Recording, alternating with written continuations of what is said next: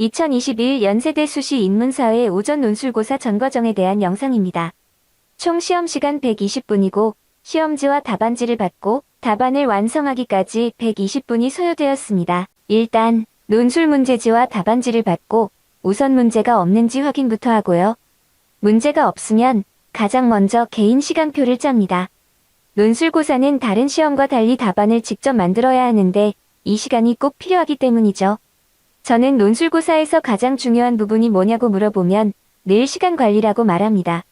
문제를 아무리 잘 풀어도 답안을 못 쓰면 빵점이니까요. 시간표를 어떻게 짜는가 하는 부분은 개인마다 다 다를 테고요. 시간 관리에 대해서는 나중에 기회가 되면 더 얘기하겠습니다. 여기서는 시간이 총 120분이고 문제가 4개나 되니 일단 30분씩 4조각으로 나누었습니다. 시간표를 만들었으니 문제풀이 중간중간에 시간을 확인하는 버릇을 들여야 합니다. 절대적으로 시간이 모자라기 때문에 시간표에 따라 과감하게 중간에 끊고 다음 단계로 넘어가고 하는 그런 연습이 필요합니다. 이제 본격적으로 제시문하고 문제를 분석하는 단계로 갑니다. 켈로그 브리앙 우리말로는 주술관계 분석으로 문장을 분석해 나갑니다. 단어 하나하나 놓치지 않고 분석할 수 있는 아주 좋은 방법이죠. 사실 저거 하나면 대인 논술은 뭐 더 설명할 것도 없습니다. 이제 왜 다른 사람이 문제를 풀고 답안을 쓰는 거를 보는가, 그런 거에 대해서 한번 얘기해 보겠습니다. 저는 주로 그 하루짜리 강의를 많이 했는데 그 짧은 강의에서도 이론이 되는 부분은 간단하게 하고 실제로 그 기출문제를 가지고 문제를 풀고 답안 쓰는 과정을 보여줍니다. 이렇게 다른 사람이 실제로 문제를 풀고 답안을 작성하는 것을 보는 것만으로도 큰 효과가 있다는 점을 알 수 있었습니다. 왜냐하면 대입 논술고사에 대해서 학생들은 아는 부분이 거의 없어요. 뭘 알아야지 질문을 할 텐데 아는 게 없으니 물어볼 수도 없는 그런 상태인 겁니다. 자기가 뭘 모르는지도 모르는 경우예요. 그러니까 어떤 문제가 있냐면은 우리 객관식 시험의 경우에는 시험을 치고 나서 공부를 잘하건 못하건 시험을 잘 쳤냐 어땠냐 이런 얘기를 하는데, 논술고사의 경우에는 시험을 칠 때도 그렇고 시험 치고 나서도 잘 쳤나 못 쳤나 이런 것보다는 과연 이게 맞는가, 이렇게 하는 게 맞는지, 이런 식으로 해도 되는지 굉장히 찝찝합니다. 뭐가 뭔지 모르는 그런 굉장히 불안한 상태인 겁니다. 이러니 뭐가 제대로 될 수가 없겠죠. 그러니까 학생들이 논술고사라는 게 뭔지 실제로 문제를 풀고 답안을 작성하는 전 과정을 가감없이 보여주는 것이 큰 효과가 있는 겁니다. 별거 없다, 별거 아니다, 이런 거를 직접 보여주는 거죠. 저렇게도 하는구나, 나도 저렇게 하면 되겠네 하는 생각이 들고, 그래서 불안한 마음에서 벗어날 수 있는 겁니다. 피아노를 치는 거를 말로 가르치는 것보다 피아노 치는 걸 한번 보여주는 것이 아주 효과적인 교육 방법이처럼요. 자, 이제 본격적으로 문제를 풀고 있는데요.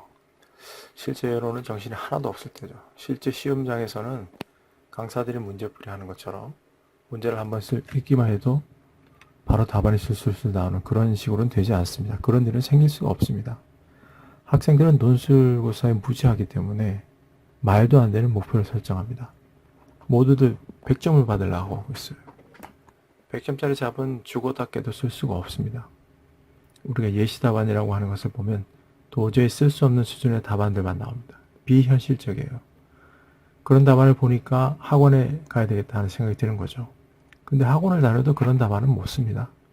문제를 출제한 교수라고 해도 그런 답안을 쓸 수 없습니다. 왜냐하면 시간이 한정되었기 때문이죠. 시간도 시험의 중요한 부분입니다. 문제하고 제시문 또 모두 분석을 해야 되고요. 첫 번째로 하는 저 방식은 켈로그 브리앙이라고 하는 건데, 우리말로는 이제 주술관계 분석이라고 하는 거고요. 가장 기본적인 문장 분석 방법입니다. 문제 하나하나 다 분석을 하는 거죠. 언제까지? 문제를 다 이해할 수 있을 때까지 하는 겁니다. 논술고사 문제는 여기서는 지금 4문제가 나와 있는데 단순하지 않습니다. 문제만 봐서는 뭐가 뭔지 모르죠. 문제 자체도 복잡해요.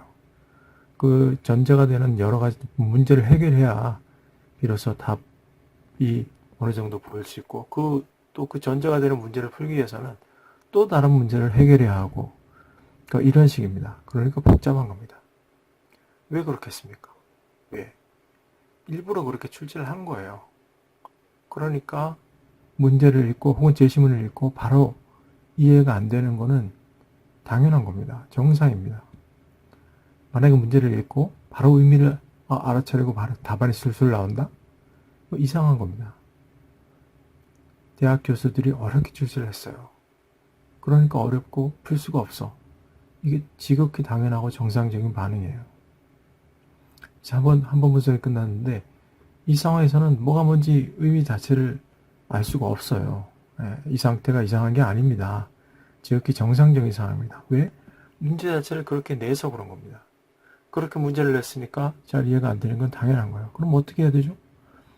또 다시 분석을 해서 의미를 명확하게 하고 그런 거를 풀이를 해야 되는 겁니다. 문제를 보고 다시 무슨 얘기인지 분석을 다시 해야죠. 그리고 용어나 내용이 뭔지, 이게 왜 이해가 잘 안 되지? 이게 뭐가 문제지? 이런 주제는 뭐지? 이런 거를 이제 생각을 해가면서 분석을 하는 거죠. 이게 바로 논술고사의 실제입니다. 간단하지가 않아요. 대입 논술고사에 대해서도 단도직입적으로 말해 보겠습니다. 팩트는 대입 논술고사는 어렵지 않고 누구나 잘할 수 있는 단순한 시험이라는 겁니다. 이 말에 대다수 학생들이 동의하지 않겠지만 팩트입니다. 왜냐하면 입학시험이니까요. 그냥 새로운 형식의 시험일 뿐입니다. 학생들은 가장 핵심적인 부분은 생각하지도 않고 쓸데없는 부분에 신경을 쓰면서 스스로 대학에 떨어지는 그런 선택을 하고 있어요. 우선 가장 먼저 언급할 부분은 학원에 갈 필요가 없고 가서도 안 된다는 점입니다. 정확하게는 대학에서 학생들의 답안이 논술 학원에 다녀서 썼다고 생각되는 경우에 불이익을 준다입니다. 논술고사를 해결하려고 학원에 가거나 하면 대학에서 불이익을 준다는 것은 확고한 원칙입니다. 학생들은 이런 말 자체를 싫어하고 믿지도 않죠. 그리고 저도 학생들이 싫어하는 이런 말 하기가 싫습니다. 하지만 이 얘기는 제가 하는 말이 아니라 논술 문제를 출제하고 채점까지 하는 대학에서 정한 규범이기 때문에 지켜야 됩니다. 대입 논술고사라는 시험 자체가 사교육비 절감 대책으로 나왔다는 점을 생각한다면 당연한 내용입니다. 대학 논술시험 또 수시제도 이런 것들은 사교육비 절감 대책의 하나예요. 특히 수시제도는 지금까지 어떤 사교육 절감 대책보다도 효과가 높은 것으로 증명이 되었습니다. 그리고 지금처럼 수능 치고 숨도 돌리지 못하고 바로 논술시험 치는 이유도 사교육을 받을 시간 자체를 없애도록 하는 사교육 대책입니다. 학생들이 학원에 가서 돈 쓸 찬스를 없애버려야겠다는 거예요. 여론조사를 해보니까 그 사교육비에 제일 많이 쓰는 사교육비의 50% 이상을 그 시험을 치고 수능 시험을 치고 그 다음에 그 입학할 때까지 그러니까 고등학교 3학년 2학기에 사교육비 많이 쓴다는 그런 여론조사 결과가 있었기 때문에 그런 시간이 없앤 그걸 사교육을 할 시간을 없애는 것이 바로 수시제도입니다. 근데 그게 아주 효과적이라고 지금까지 나왔던 어떠한 제도보다도 더 효과적이라고 판단이 되었기 때문에 그 제도를 지금 유지하고 있는 거예요. 논술고사에 대비하려고 학원을 다니면 논술시험 떨어진다는 것은 제가 한 말이 아니고 학생들이 어떻게 생각하건 상관없는 객관적인 사실입니다. 무슨 타협을 하거나 뭐 동의를 얻거나 이럴 내용이 아니에요. 뭐 학원에 다니는 게 왜 잘못되냐. 답만 맞추면 되지 뭔 헛소리냐. 학원 다녔다는 걸 어떻게 알고 불이익을 주냐. 이것은 순진한 이야기입니다. 논술고사가 겁나는 이유는 아예 주관식 시험이에요. 그래서 떨어뜨려도 아무 이유를 말해줄 필요가 없습니다. 학생들은 순진하게 내가 학원 다닌 걸 모르니까 어떻게 못한다. 혹은 답이 맞았는데 어떻게 떨어뜨리냐. 이렇게 얘기할 수 있죠. 근데 논술 그 답안 채점을 한 번만 해보면 이 학생이 학원에 다녔는지 안 다녔는지 거의 100% 알 수 있습니다. 예를 들어서 우리가 그 라면을 사면은 봉지에 조리예라고 사진이 나와 있죠.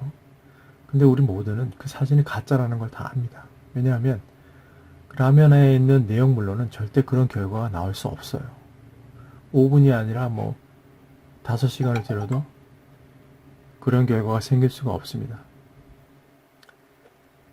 기적이죠. 그런 결과가 생긴다면. 근데 누군가 진짜 5분 만에 봉지에 있는 사진 그대로 라면을 끓여온다면 어떡할까요? 그런 게 바로 학원식 답안입니다. 학원식 답안은 누구나 금방 알 수 있어요. 그러면 떨어지는 겁니다. 물론 이 경우도 이제 공부를 잘하고 또 성적도 좋은 경우에 그런 얘기입니다. 대부분의 경우는 엉망진창이니까 이런 얘기가 와닿지 않을 수도 있어요. 하지만 학교 성적이 별로인 학생도 공부를 잘하고 성적도 좋은데 학원을 다녀서 떨어져주는 이런 학생들 때문에 좋은 대학에 입학할 수 있다는 점을 알 필요는 있습니다. 수능 성적으로는 갈 수 없는 대학을 이런 학생들이 있어서 희생해 주니까 갈 수 있게 되는 겁니다. 물론 학생들의 얘기를 들어보면 공감이 되는 부분도 있어요. 특히 중요하진 않은데 뭐 신경이 쓰이는 그런 부분이 있죠. 예를 들면 어법이라든지 뭐 원고지 사용법 이런 것들에 대해서는 이런 사소한 것조차 물어봐서 해결할 수 없다는데 충격을 받습니다. 근데 그래서 이제 학원에 갈 수밖에 없다. 근데 그런 부분 나는 이제 그런 부분만 배우고 싶어서 학원에 다니는데 학원에서는 그렇지 않아요. 학원이라는 데가 보통이 아닙니다. 첨삭지도라는 걸 통해서 자신들이 하라는 대로 하지 않으면 점수를 주지 않습니다. 학원에서 받은 점수 그건 아무 의미가 없는데 학생들은 그런 식으로 이제 훈련을 받아요. 그러니까 결국 학원에서 원하는 그런 답안을 쓸 수밖에 없게 되는 결과가 되는 겁니다. 또 뭐 이런 경우도 많이 봤습니다. 뭐 학원을 다니면 떨어진다. 뭐 2판 4판이다. 학원 안 다니면 뭐 어때? 어차피 마찬가지인데 어차피 답안 못 쓰는데 뭐 학원이라도 다녀서 한번 잘 해봐야 되지 않나 그런 얘기를 하는 경우도 많아요. 근데 제가 그런 뭐 인생관을 제가 뭐라 할 수 있는 건 아니에요. 하지만 한 가지 알려주고 싶은 부분이 있는데 학원에서 시키는 방법이 결코 쉽지 않습니다. 학원에서 만점 받기는 결코 쉽지 않고 엄청난 노력이 필요합니다. 물론 돈도 많이 들고요. 근데 왜 그러는지 모르겠어요. 그렇게 하지 말라고 하는데 굳이 그 길을 선택하는 건 이유는 이제 그렇게 해서 대학을 가고 싶다 이 얘기겠죠. 근데 대학을 못 가요. 대학에서 끝고 하지 말라는 방법이고 결과적으로는 이익이 되지 않는 방법인데 학원 말만 듣고 그렇게 하면 시험에 떨어집니다. 제가 알려주는 방법은 이제 어렵지도 않고 돈도 안 들고 쉽고 뭐 외우라는 것도 없고 한 가지 아쉬운 점은 이제 여러분이 보기에 만족스럽지 않죠. 야 이거 이런 답안을 써서 합격할 수 있나? 남들보다 더 훌륭한 답안, 내 실력보다 더 나은 답안을 써야지 합격하는 거 아닌가 이런 생각이 들겠죠. 나만의 답안 좀 대단한 답안들이 많죠. 근데 그런 걸 이제 대학 교수들은 너무나 잘 압니다. 여러분이 읽어봐가지고 혹은 어떤 학원 강사가 쓴 기가 막힌 그런 답안 그런 건 좋은 글일 수는 있어요. 하지만 합격할 수 있는 좋은 답안은 아닐 수 있습니다. 처음으로 돌아가서 생각을 해보세요. 논술을 왜 합니까? 대학 가려고 하는 겁니다. 합격하려고 하는 겁니다. 그러면 좋은 답안이라는 건 합격할 수 있는 답안이에요. 누구나 읽어와서 막 어려운 말이 써있고 이런 게 좋은 답안이 아니에요. 자, 여기에 대해서는 할 말이 많은데 지금 너무 길어질 것 같아서 이제 적당히 하겠습니다. 제 말의 요지는 대학에서 하지 말라는 부분을 지켜서 불이익을 받지 말라는 겁니다. 그러면은 학원 안 다니고 어떻게 좋은 성적을 받아서 합격할 수 있는가? 어렵지 않아요. 대학에서 요구하는 방법 어렵지 않습니다. 그리고 아주 논리적이에요. 가장 중요한 것은 그 핵심적인 부분은 바로 문제를 푸는 거예요. 문제를 풀으면 합격할 수 있는 겁니다. 근데 문제를 푸는 것, 그 문제를 푸는 힘, 전문용어로 하면 종합적 사고력이죠. 이걸 효과적으로 발휘하기 위해서는 뭐 약간 요령이 필요해요. 이 부분이 아주 중요한데 그 객관식 시험과는 달리 학생들이 여기 익숙하지 않기 때문에 뇌정지 상태가 올 수 있기 때문에 이 부분을 설명해야 되는데 이 부분을 설명하기 위해서는 이 부분에 앞서서 왜 논술고사 해결이 안 되는지부터 언급을 하겠습니다. 학생들은 논술고사가 안 되는 이유로 자꾸만 그 답안을 쓰지 못하겠다. 난 답안을 못 쓰겠어. 아니, 논술고사 뭐, 답안을 왜 난 못 쓰는지 모르겠어. 답을 못 쓰니까, 그러니까 답안을 쓸 수 있게 해달라고 요구를 하죠. 그러니까 여기서부터 잘못된 겁니다. 학생들이 걱정해야 될 부분은 답안이 아니에요. 물론 답안을 못 쓰는 건 맞죠. 답안을 못 쓰니까 못 쓴다고 해야겠죠. 하지만 답안을 못 쓰는 건 그 결과에 불과해요. 답안을 못 쓰는 건 답안을 못 쓴다고 답안 쓰는 걸 걱정한다고 해서 해결이 되지 않아요. 그 결과물은 그 앞에 뭘 했는가에 따라 결정되는 거니까요. 자, 라면 포장지에 나온 사진은 현실적으로 불가능한 결과물이에요. 근데 학생들은 그걸 보면서 이렇게 할 수 있게 해달라. 이런 방법을 알려달라고 얘기합니다. 학원에 가면 그런 방법 알려줘요. 그러니까 학원에 가면 안 된다는 겁니다. 학생들은 문제의 원인을 제대로 알지 못하고 결과물만 나올 수 있게 해달라고 억지를 부르는데 이건 어리석은 생각이에요. 객관식 시험처럼 생각하는 겁니다. 객관식 시험처럼 주어진 답 중에서 답을 선택하는 식으로 이 논술고사는 이렇게 해결이 불가능해요. 왜냐하면 논술의 답안을 직접 만들어야 되는데 답안은 그 문제를 푼 결과물에 불과합니다. 즉 답안을 못 쓰는 건 문제를 못 풀어서 그런 거예요. 근데 문제를 못 풀면 답안을 만드는 건 불가능해. 그리고 그러니까 그 답안을 못 쓰겠다는 말은 질문 자체가 성립되지 않아요. 답안을 못 쓰겠다. 이런 식으로 문제 인식하는 거는 나는 바보다 하고 말하는 거 똑같습니다. 문제를 못 푼다고 해야죠. 문제를 못 푸니까 답을 못 쓰는 거죠. 답을 못 쓰는 게 아니라 문제를 못 풀었기 때문에 답을 못 쓰는 거죠. 그러니까 이쯤에서 논술고사에 대해서 간략하게 먼저 설명을 할까 합니다. 이 부분은 좀 조심스러운 게 약간 전문적인 용어가 나와서 학생들이 또 거부감을 갖는 것 혹은 또 뭘 외우거나 이러지 않을까 해서 걱정스러운데 전혀 그렇지 않습니다. 그러니까 아무것도 몰라도 되는데 여러분들한테 그 논술고사를 좀 쉽게 설명을 해주려고 하는 거예요. 자, 대인 논술고사는 통합교과형 주관식 서술형 시험입니다. 그리고 문제 해결형 시험이에요. 자, 문제 해결형 시험이라는 거는 문제가 숨겨져 있고 또 문제를 알아도 답을 쓰기 어렵게 만들어진 시험입니다. 원래는 학생들이 컨닝을 할 수 없도록 만들어진 시험이에요. 이 시험은 지금 학문적으로 발전이 되어 가지고 창의적 문제 해결 능력이라고 해서 학문적으로 완성이 되어 있습니다. 여러분들이 요즘 흔히 쓰고 있는 브레인스토밍이나 마인드맵 이런 것들이 다 여기에 해당되는 것들이에요. 일부죠. 논술고사는 빵점이 있고 찍기가 불가능하다는 그런 특징이 있고요. 창의적 문제 해결 방법으로 처리할 수 있습니다. 물론 학생들은 이 창의적 문제 해결 방법을 몰라도 논술고사 문제 푸는데 아무 상관이 없고요. 또 이걸 혹시 안다고 해도 더 잘할 수 있는 게 아니에요. 제가 말하는 건 학생들이 이해하기 쉽게 설명을 하기 위한 겁니다. 또 창의적 문제 해결 방법에는 총 6단계가 있는데 6단계 있는데 그 중에서 중요한 거는 문제를 발견하는 단계, 문제를 해결하는 단계, 답을 선택하는 것 이런 과정이 있습니다. 논리적으로 이렇게 막 어렵게 생각이 되는데 쉽게 말하면 이런 겁니다. 자, 우리가 답을 쓰려면 문제를 풀어야 되죠. 당연하죠. 문제를 풀어야죠. 그럼 문제를 풀려면 문제가 뭔지 알아야 되죠. 이제 문제를 풀려면 문제를 알아야 될 거 아니야. 당연한 겁니다. 그럼 문제가 뭔지 제가 몰라서 문제를 하려면 문제가 뭔지 알아야지 되는데 문제를 알려고 하면 문제가 어디 있는지 찾아야 된다. 논리적으로 너무나 당연한 거예요. 자, 여기 1-1번 문제를 보세요. 재심은 가와 재심은 나를 책임 소재의 관점에서 분석하고 재심은 나의 입장에서 재심은 가의 주장을 비판하시오라고 되어 있는데 솔직히 무슨 말인지 알겠어요? 모르겠어요? 모르겠죠. 왜? 문제 출제 자체를 아예 모르겠으니까 아무나 똑같은 거예요. 그러니까 모르는 거예요. 이걸 보고 아, 이 문제는 이런 식으로 답을 쓰면 돼. 이딴 식으로 해서는 안 된다는 겁니다.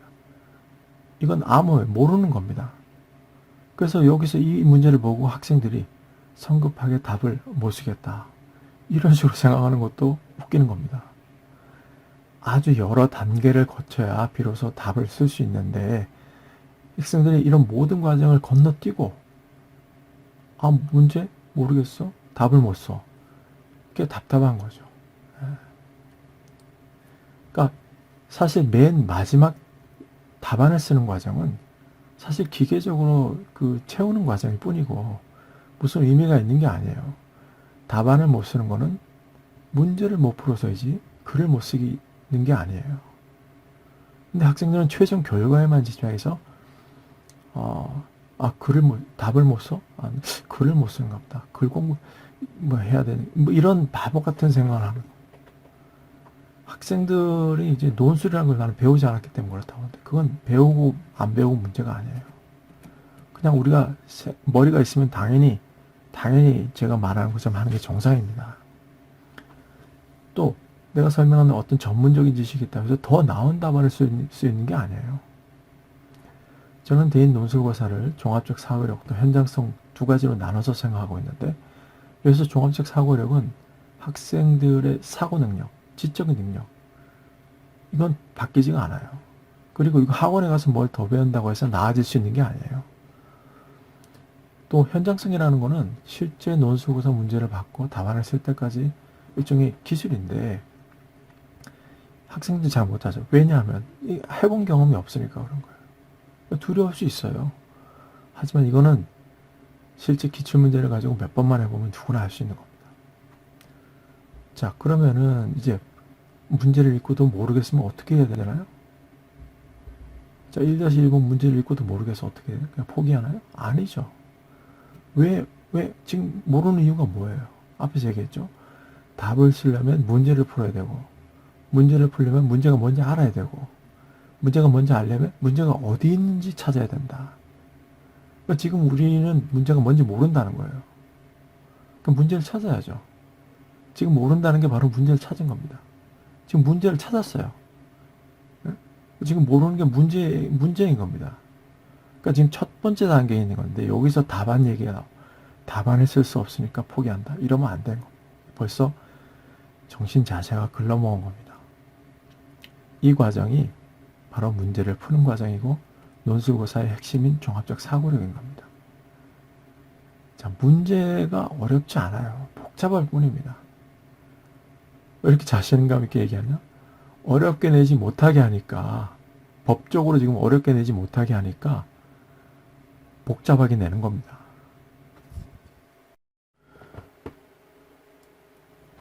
앞서 제가 대입 논술고사에 대해서 얘기를 하면서 학생들의 논술고사에 대한 생각 자체가 틀렸다.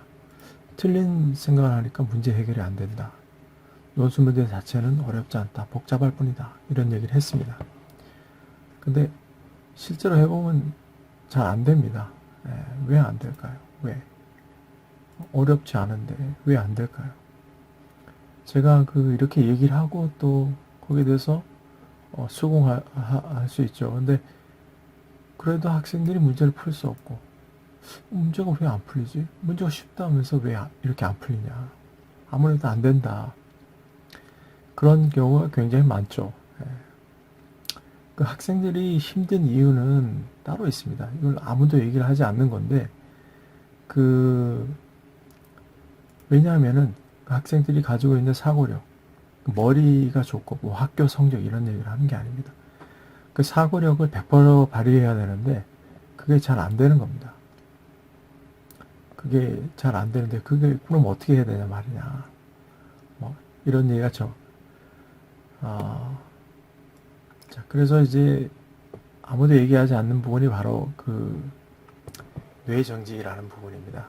문제의 원인이 바로 뇌정지입니다. 저는 개인 지도를 할 때 학생들을 관찰하고 이런 걸 굉장히 중요시 생각합니다. 왜냐하면 이 논술이라는 굉장히 광범한 주제를 다루고 있기 때문에 그 학생이 잘하는 부분하고 못하는 부분을 파악을 해야 되거든요.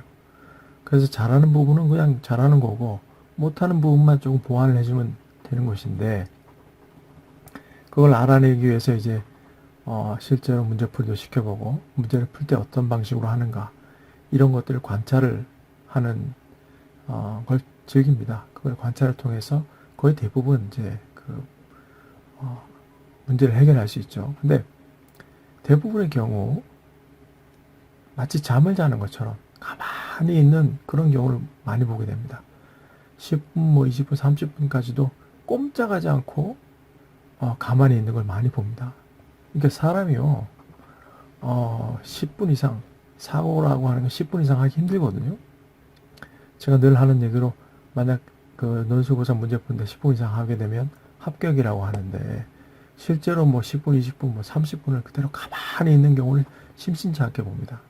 근데 그 학생들은 자는 게 아니라 실제 그 생각을 하고 있는 상태, 문제를 풀려고 엄청난 전쟁을 하고 있는 그런 상황인 거죠. 그러니까 본인은 모릅니다. 여러분이 어떤 그걸 이제 아주 깊이 이제 집중을 해서 보고 있을 때 여러분들 시간 가는 줄 모르고 그렇게 보는 경우 누구 있을 겁니다. 마찬가지입니다. 예. 노선 문제를 푸느라고 그 시간 가는지 모르고 계속 생각을 하고 있는 거죠. 근데 실제로 문제는 풀고 있지만은 자기는 문제를 풀고 있는데 그 효율성, 속도는 아주 많이 떨어진 상태입니다. 아주 느릿느릿하게 하고 있는 상태죠. 학생은 움직이지 않고 있지만 지금 머릿속은 100m 달리기 마라톤을 뛰고 있는 상태예요. 모든 두뇌를 풀가동하고 있는 상태입니다. 우리 100m 달리기를 하면은 아무리 운동선수라고 해도 바닥에 주저앉죠. 힘이 들어서. 똑같습니다. 두뇌도 마찬가지예요. 논술 문제 푼다는 게 100m 달리기 뛰는 거 못지 않습니다. 얼마나 힘듭니까? 근데 뛰는 것만으로도 힘든데 계속 다른 거를 같이 해야 된다고 생각해 보세요. 생각만 해도 짜증나고. 그게 무슨 말이냐면 우리 뇌라는 것이 기억하고 사고를 동시에 할 수가 없습니다. 그러니까 논술고사에서 평가하려는 능력이 바로 종합적 사고력인데 그게 바로 뇌의 문제 해결 능력이거든요. 문제 해결을 하는 그걸 측정하는 겁니다. 근데 그 눈에 어떤 한 가지를 하는 것은 상당히 효과적으로 할 수 있는데 두 가지를 동시에 시키면 한꺼번에 하지 못합니다. 머리가 나쁘다는 의미가 아니에요. 머리가 좋은 사람도 다르지 않습니다. 특히 사고하고 기억 이걸 동시에 하지 못합니다. 99.9% 학생들은 기억하고 사고를 동시에 할 수 없어요. 간단히 실험을 해도 알 수 있습니다. A라는 것을 기억하면서 B 계산을 해보세요. 두 가지 기능을 동시에 못합니다. 효율이 눈에 띄게 떨어집니다. 둘 다 못하게 되는 거예요. 직접 해보세요. 특히 기억하고 사고는 동시에 안 됩니다. 우리가 뭔가를 기억한다는 건요, 우리 두뇌 거의 대부분을 차지하게 됩니다. 근데 논술 문제를 풀다 보면은 앞에 부분을 기억해 가면서 문제를 풀어야 하거든요. 아까 문제 1번, 1-1번만 해도 그래요. 그러니까 그 부분을 기억한 다음에 그걸 풀고 그 푼 거를 다시 기억을 해야 되잖아요. 그래야 그 다음 문제를 풀 거 아닙니까? 그러다 보니까 뇌 정지가 오는 거예요. 기억과 사고를 동시에 할 수 없고 그걸 하다 보면 뇌의 효율이 급격히 떨어져서 사고 자체를 못하게 됩니다. 그러니까 이 경우는 자는 게 아니고 약간 멍한 상태가 돼서 효과적인 사고가 불가능합니다. 머리가 나빠서 그런 게 아니에요. 그러니까 그 사고를 효과적으로 하기 위해서는 어느 하나를 포기해야 됩니다. 즉 외우는데 두뇌를 쓰지 말아야 돼요. 그러니까 문제를 계속 풀어야 되잖아요. 문제를 풀어야 되는데 앞에 문제 푼 결과물을 계속 기억을 해가면 그 기억하는데 두뇌를 쓰기 때문에 사고를 못하게 돼요. 그러니까 어떻게 하냐면 메모를 해야 돼요. 분석할 때도 메모를 다 해서 사고를 안 하고 계속 아니죠. 기억은 안 하고 계속 사고만 한다는 생각으로 해야 됩니다. 그 계속 사고를 할 수 있기 위해서는 그 기억하는데 그 두뇌 용량을 낭비해서는 안 돼요. 학생들의 사고가 멈추는 경우가 바로 이런 경우입니다. 눈으로 대부분의 학생들이 이제 눈으로 문제를 푸니까 그래서 안 되는 겁니다. 그래서는 이제 문제 해결이 안 되고 우리가 100m 달리기를 하면 육체적으로 힘들잖아요. 그건 못지않게 우리가 논술고사 문제를 풀 때 문제 푸는 것이 두뇌도 힘들고 또 내 마음대로 내가 생각하는 대로 계속 생각을 할 수 있는 게 아닙니다. 결론적으로 정리하자면 논술고사는 종합적 사고력을 평가하는 시험인데 논술 문제를 푸는 과정에 효율적으로 사고하기 위해서는 기억하는데 두뇌를 낭비해서는 안 된다는 것. 실제로 복잡한 문제를 이해력, 평가력, 종합력 등의 두뇌를 풀 가동할 수 있는 환경을 만들어 주어야 한다는 것. 기억해야 할 것들은 메모를 통해서 그리고 분석력, 적용력, 종합력 등은 기호 등을 사용해서 문제를 해결하여야 한다. 자, 이제 문제의 뇌 정지를 방지하고 효과적으로 문제를 풀기 위해서 메모들을 이용하게 되면 그 메모한 부분은 고스란히 답안으로 쓸 수 있게 되니까 일석이조가 아닐 수 없죠. 자, 이처럼 뇌 정지를 방지하고 문제 하나하나를 구체적으로 풀어 나가게 되면 논술고사를 해결하는 것이 그렇게 어렵거나 불가능한 일이 아니다 라고 말할 수 있습니다.